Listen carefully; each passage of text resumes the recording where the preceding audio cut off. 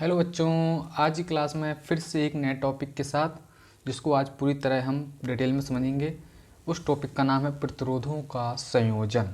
ठीक है, इस टॉपिक को हम डिटेल में और एक एक पॉइंट को डिटेल में क्लियर करते हुए हम आगे बढ़ेंगे। ठीक है, मैंने पिछली वीडियो में प्रतिरोधों के बारे में आपको डिटेल में बता चुका हूँ।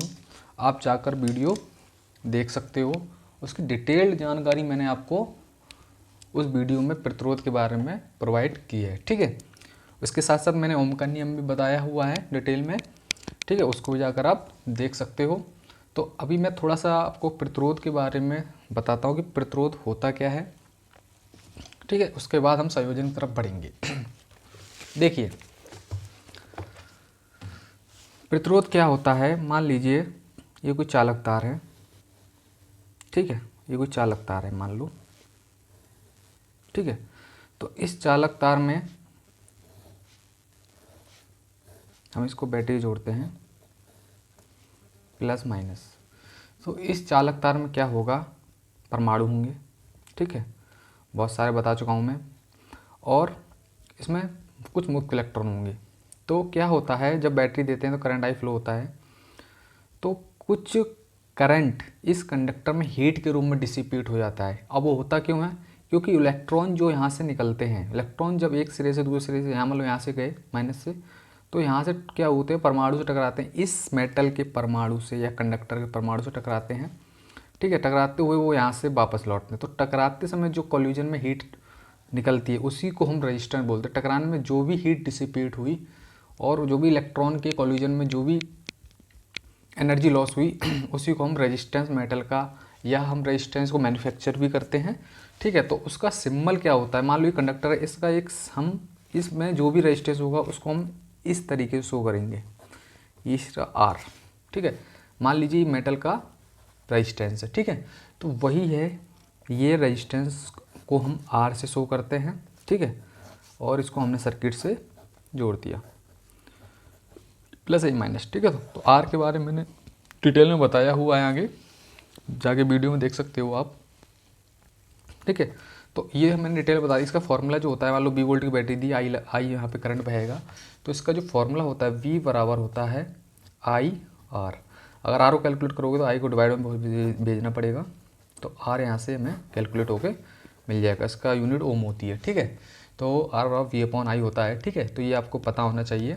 ठीक है, अब हम बात करेंगे प्रतिरोधों के संयोजन की। तो प्रतिरोधों का संयोजन देखिए क्या होता है।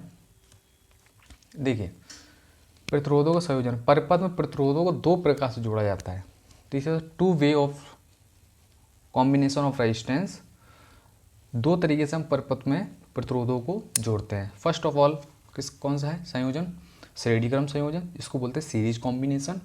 नेक्स्ट है आपका समांतर क्रम संयोजन। ठीक है, सीधा parallel combination. First of all मैं श्रेणी क्रम संयोजन को डिटेल में बात करूंगा, उसकी एक एक चीज़ों को डिटेल में समझते हुए कि श्रेणी क्रम संयोजन आखिर में होता क्या है। ठीक है, और इसमें प्रतिरोधों को हम कैसे जोड़ते हैं, इसका सर्किट डायग्राम क्या होता है, इसके न्यूमेरिकल्स हम कैसे करेंगे। ठीक है, हर चीज़ को डिटेल में समझाऊंगा। तो आइए स्टार्ट करते हैं। श्रेणी क्रम संयोजन में क्या होता है कि मान लीजिए, मैं थोड़ा सा दोबारा बताता हूँ। ये तो रेजिस्टेंस एक कंडक्टर का हो गया। मान लीजिए ऐसे ही बहुत सारे रेजिस्टेंस मिल जाएं आपको। ठीक है, मान लो एक रेजिस्टेंस मान लो ये है। ठीक है, इसको मान लो R1 दे दिया। ठीक है, दूसरा रेजिस्टेंस मान लो ये है किसी चीज़ का, इसको R2 दे दिया। मान लो तीसरा रेजिस्टेंस मान लो ये मेरे पास ये है। ठीक है, तो देखिए ये R1 है, ये रेजिस्टेंस R2 है, ये रेजिस्टेंस R3 है। हर रेजिस्टेंस की वैल्यू अलग है।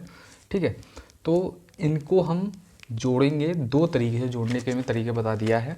ठीक है, दो तरीके के कॉम्बिनेशन होते हैं, श्रेणी क्रम संयोजन और समांतर क्रम संयोजन। ठीक है, सबसे पहले मैं श्रेणी क्रम की बात करूँगा। श्रेणी क्रम में हम कैसे जोड़ते हैं प्रतिरोधों को, वो समझते हैं फास्ट। ठीक है, तो देखिए क्या होता है, मैंने एक रेजिस्टेंस लिया। ठीक है, देन मैं दूसरा रेजिस्टेंस ले रहा हूँ। ठीक है, देन मैं तीसरा रेजिस्टेंस ले रहा हूँ। ठीक है, अब इनको मैंने देखिए, इसको नाम दे रहा हूँ R1, इसको नाम दे रहा हूँ R2, इसको नाम दे रहा हूँ R3। ठीक है, अब मैंने इनको जोड़ा कैसे, समझिए। एक रजिस्टेंस मान लो यहाँ से यहाँ तक था, उसी लाइन में मैंने दूसरा रजिस्टेंस, इसकी जो इसका टेल है यानी पूंछ है उसके में इसका सिर मैंने जोड़ दिया, ठीक है। फिर उसका आगे इसका क्या होगा, सिर होगा, ठीक है। टेल होगा, इसका सिर होगा, जोड़ दिया। तो एक सीरीज़ में मैंने एक जोड़ दिया लाइन में। एक लाइन में जब आप देखोगे, एक लाइन में जब लाइन बनती है तो एक के पीछे एक के पीछे एक, तो वही कॉम्बिनेशन हमारा श्रेणी क्रम संयोजन कहलाता है, ठीक है। इसको हम डिटेल में समझते हैं। अब मैं क्या करूँगा, इन तीनों को मैं एक वोल्टेज V अप्लाई करूँगा। अच्छा, एक चीज़ और, इस वीडियो में इसको जोड़ के फॉर्मूला डेरिवेट करूँगा, इस टोटल रेजिस्टेंस हम श्रेणी क्रम में कैसे कैलकुलेट करेंगे। बट श्रेणी क्रम संयोजन हम करते क्यों हैं, क्या क्या रीजन हम जिसकी वजह से हम श्रेणी क्रम संयोजन करते हैं, समांतर क्रम संयोजन करते हैं, ये मैं नेक्स्ट वीडियो में कवर करूँगा, ठीक है। अभी मैं श्रेणी क्रम का संयोजन के लिए डेरिवेटिव करने जा रहा हूँ, डेरिवेशन करेंगे, ठीक है। तो मान लो मैंने इसको V वोल्ट की बैटरी दी, ये पॉजिटिव नेगेटिव, बड़ा वाला सिरा पॉजिटिव, छोटा वाला नेगेटिव, V वोल्ट की बैटरी से मैंने इसे जोड़ दिया इस पूरे सर्किट को। 3 मैंने रेजिस्टेंस लिए हैं एग्जाम्पल के लिए, 3 को ले लेते हैं और बाकी और भी होंगे तो वैसे ही उसका फॉर्मूला बन जाएगा, ठीक है। तो क्या होगा, 3 रेजिस्टेंस मैंने जोड़ दिए हैं। अब क्या होगा, पॉजिटिव से हमेशा करंट स्टार्ट होता है। इसके बारे में मैंने डिटेल में वीडियो बनाई हुई है कि पॉजिटिव से ही करंट क्यों स्टार्ट होता है, ठीक है। इलेक्ट्रॉन तो आपको पता है कि माइनस से स्टार्ट हो, लेकिन करंट क्यों पॉजिटिव स्टार्ट होता है, ठीक है। लो वैसे तो ज़्यादातर थ्योरी में यही कहते हैं कि करंट हमेशा इलेक्ट्रॉन के विपरीत दिशा में चलकर स्टार्ट होता है, लेकिन उसको समझना भी पड़ेगा ना क्यों स्टार्ट होता है। तो इसके लिए मैंने वीडियो बनाई हुई है, उसको जाके आप देख सकते हैं, ठीक है। तो ये प्लस और माइनस, पॉजिटिव से करंट बहा बहाना स्टार्ट हुआ। अब क्या हुआ, करंट आया यहाँ तक आया, ठीक है। अब देखिए करंट को जाने के लिए एक ही पाथ है, करंट यहाँ से भी यही निकलेगा, यहाँ पे आएगा, फिर यहाँ से निकलेगा, फिर यहाँ पर आएगा, फिर यहाँ से निकलेगा, फिर यहाँ पे आएगा। तो करंट फिर से, मतलब सिंपल सी बात ये है कि जो करंट सर्किट में स्टार्ट होगा बहना, जो करंट सर्किट में स्टार्ट होगा बहना, वही करंट तीनों प्रतिरोधों में होते हुए जाएगा। तो करंट इन तीनों के लिए सेम हो जाएगा, ठीक है। करंट इन तीनों सर्किट, तीनों प्रतिरोध के लिए क्या हो जाएगा, सेम हो जाएगा। ये आपको पता होना चाहिए, इसलिए क्योंकि एक ही पाथ है ना जाने के लिए, उसके लिए एक ही पाथ है, ठीक है।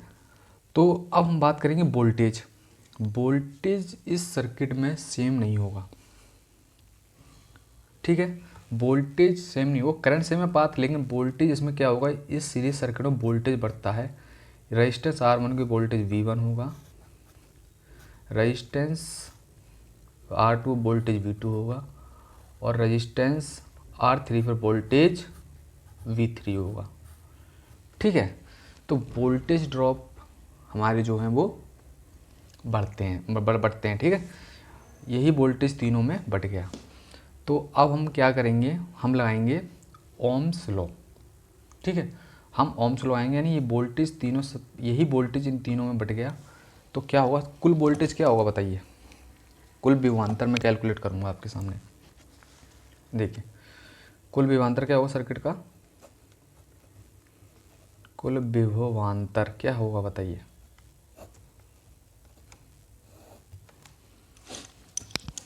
इस यही वाला भी हमारा तीनों में बट रहा है, तो क्या लिखूँगा मैं, V इक्वल टू क्या लिखूँगा, V1 plus V2 plus V3, ठीक है। ये समझ में आया, तीनों वोल्टेज, यही वाला वोल्टेज तीनों बट रहा है, तो तीनों को V1 plus V2 plus V3 equal to total वाला जो वोल्टेज हमें बैटरी का दिया है वो टोटल मिल जाएगा, ठीक है। अब हम क्या करेंगे, अब हम लगाएंगे ओम्स लॉ। क्या लगाएंगे, अब हम ओम्स लॉ लगाएंगे, उसके बाद हम कैलकुलेशन स्टार्ट करेंगे यूजिंग ओम्स लॉ, ठीक है। Using Ohm's law, Ohm's law क्या कहता है, V बराबर क्या होता है, IR, ठीक है। V बराबर IR होता है। तो मैंने क्या पीछे लिखा था, अभी थोड़ी देर पहले देखो, फिर से देख सकते हो आप, क्या लिखा था, V बराबर V1 plus V2 plus V3 लिख लेते हैं।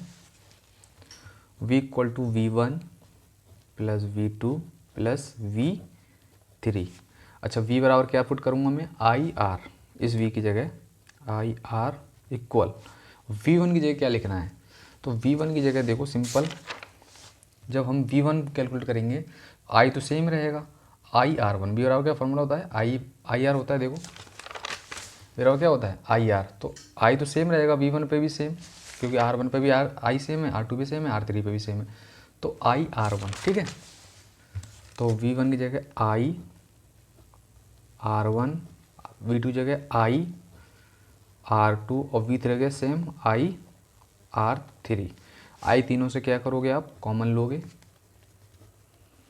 सेम है, बाहर निकाल लिया तो अंदर बचेगा R1 plus R2 plus R3, I से I कट गया, तो आप क्या बचेगा बताइए,